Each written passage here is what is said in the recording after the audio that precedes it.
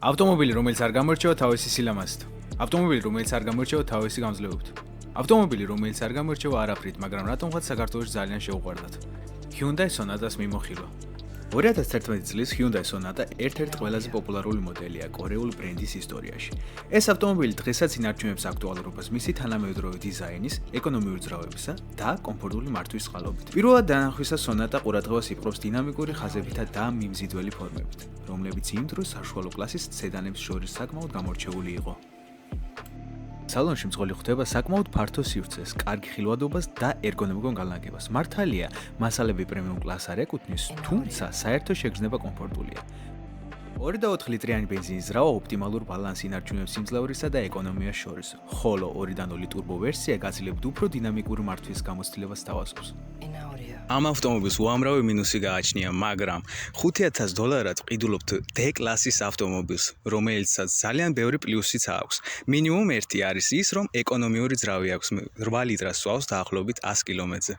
ამ ავტომობილის მეორე მთავარი პლუსი ის არის, რომ ძალიან დიდი სალონი აქვს. მესამე პლუსი კი საკმაოდ ფართო საბარგულია. ამ ავტომობილის მთავარი აქილესის ქუსლი კი მისი ძრავია, რადგან მიუხედავად იმისა, რომ ძალიან ეკონომიურია, მას ძალიან ბევრი პრობლემაც გააჩნია. ერთ-ერთი მათგანი არის კატალიზატორი, რომლის გაკეთებას კორეელებმა რატომღაც ვერ ისწავლეს. კორეელები არის, კორეელები. მეორე მინუსი კი ზეთის წვა არის. 178 ცხენისძალა და 6 სიჩქარიანი სიჩქარეთა გოლოყი. 6 სიჩქარიანი სიჩქარე. ასე მაგრამ მიუხედავად ამ ავტომობილის მინუსებისა, დღევანდელ რეალობაში $5,000-ად ამაზე უკეთეს დიდი ალბათობით ვერაფერს ვერ შეიძენთ. თუ გინდათ ავტომობილი, რომელიც ძალიან ბევრ პრობლემებს არ მოგიტანთ. თუ გინდათ ავტომობილი, რომელიც კომფორტით გადაადგილდება როგორც ავტობანზე, ისევე ქალაქში. მაგრამ რა Hyundai Sonata, სადაც BMW S60-ია გადაჭრილი პრუჟინები და ჩერინა რაღაცები და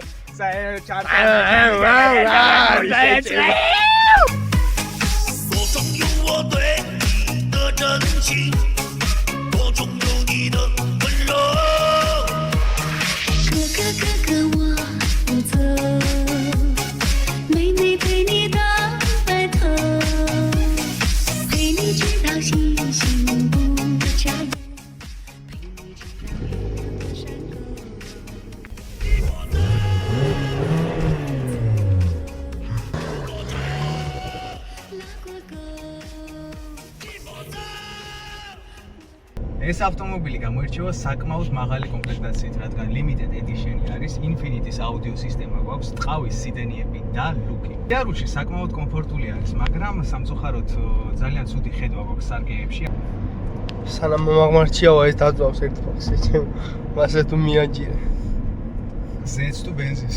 ამ მანქანის 2.4 ძრავი საკმაოდ ელასტიურია, რაც საშუალებას გვაძლევს ძალიან კომფორტულად ვიაროთ როგორც ქალაქში, ისევე ავტობანზე. ასევე ჩვენს კომპლექტაციაში გაგვაჩნია უკანა ხედვის კამერა და პარკინგ კონტროლი, რაც რა თქმა უნდა ძალიან კომფორტულია ქალაქში. ეს ავტომობილი არ არის იმ ადამიანისთვის, ვისაც უყვარს მანქანა. ეს ავტომობილი არის იმისთვის, რომ უბრალოდ დაჯდე, დაქოქო და წახვიდე შენს საქმეზე. როგორც daily car, ანუ ყოველდღიური ავტომობილი, საკმაოდ გამოსადეგი არის. თან $5,000 ფარგლებში, ჩემი აზრით, დღესდღეობით ამაზე უკეთეს ვარიანტს ალბათ ვერც ნახავთ. თუ ეძებთ ავტომობილს, რომელიც გჭირდებათ ყოველდღიურ სასიარულოდ. თუ ეძებთ ავტომობილს, რომ ძალიან ბევრ რამეს არ მოითხოვს. თუ ეძებთ ავტომობილს, რომელიც იქნება თქვენთან ერთად ყველგან. აირჩიეთ Mercedes-ი. თავის ფაში კარგი მანქანაა, მაგრამ მე არ მომისმინოთ, არც ავტობლოგერებს არ მოусმინოთ, არავის არ მოусმინოთ ის ავტომობილი აირჩიეთ, რომელიც მართლაც თქვენს გულში დარჩება. ხოლოდ მანქანის ყიდვა იმის გამო, რომ A პუნქტიდან B პუნქტში მისვლავინდა, ჩემი აზრით, ეს ნამდვილი ავტომოყვარულობა არაა. თუ მოგეწონათ ეს ვიდეო, დაალაიქეთ და გამოიწერეთ არა. მეგობრებო, ეხლა კი იქნება ჩაშლილი კადრები. ეს არის რომ ძალიან დიდი სალონი. მაიცა რაღაცა პასაკე. გაგეშე. მიდი. და მესამე პლუსი არის ეს. ეს კაია, მაშინურია, მას ძალიან ბევრი პრობლემებიც გააჩნია. ცხენისძალა და 6 სიჩქარიანი სიჩქარეთა გოლოყი. სემიტკასა და ეს კადრს რატომ მიფუჭებს? მამიში. შენ კიდე იბაზრე შეჭემა დაღამდა. მუშაობა აქვს, ოპერატორს გადამუშავება. ფასი მოუმატე. უსაუბ თუ გადაობი ხადაო ეხლა.